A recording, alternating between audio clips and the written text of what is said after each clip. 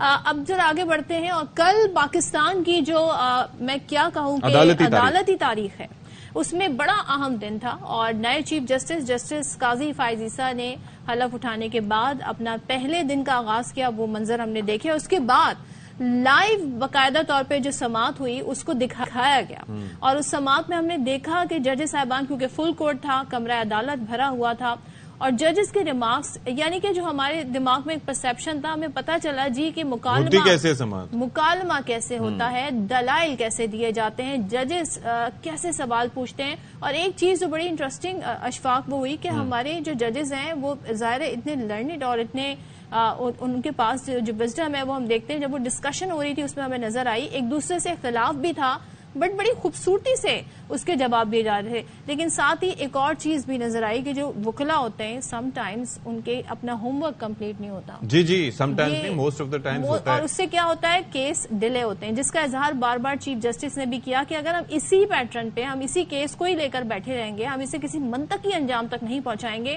تو ہمارے تو 57,000 جو کیسز ہیں اس میں مزید اضافہ ہو جائے گا. اور وہ پینڈنگ آپ یہ دیکھیں، سن 2019 کے بعد یہ پہلا فل کورٹ ہے جو تشکیل دیا گیا. اس کے اندر بھی ساتھی ججز سے مشاورت ہوئی، پھر تشکیل ہوا، پھر براہ راست کارروائی نشر کی گئی.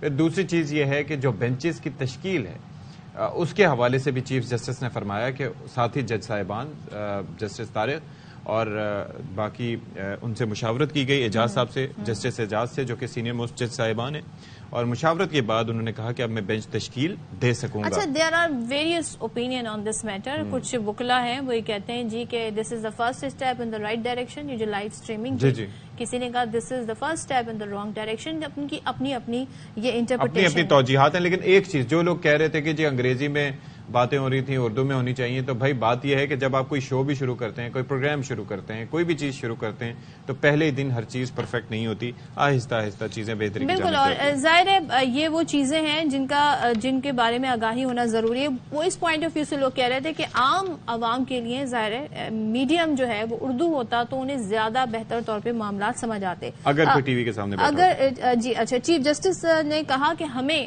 اپنی غلطیاں بھی ماننی چاہیے، اور انا اور تکبر ہمارا مسئلہ بن گیا ہے.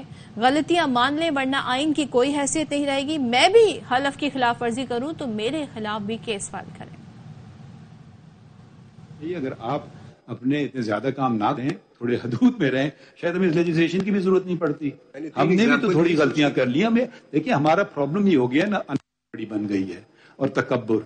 ہم سے غلطیاں ہوئی ہیں، مجھ سے غلطیاں ہوئی، مان لیں غلطیاں ہوئی ہیں، ٹھیک ہے. ہم نے ایسی چیزیں کی ہیں، ہم نے جسٹیفائی کیے ملٹری ٹیک اوورز کو، مان لے غلطی کی ہے، ٹھیک ہے. ادروائز آئین کی کوئی حیثیت نہیں ہے.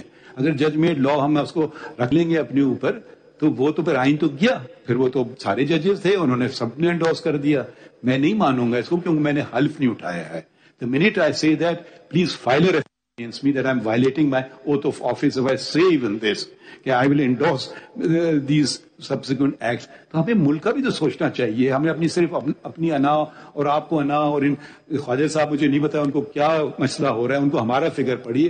ہم سیوموٹو ہر جگہ کرتے ہیں، ہم نے یہاں کیوں نہیں سیوموٹو کیا؟ Why are we waiting for him to bring an act?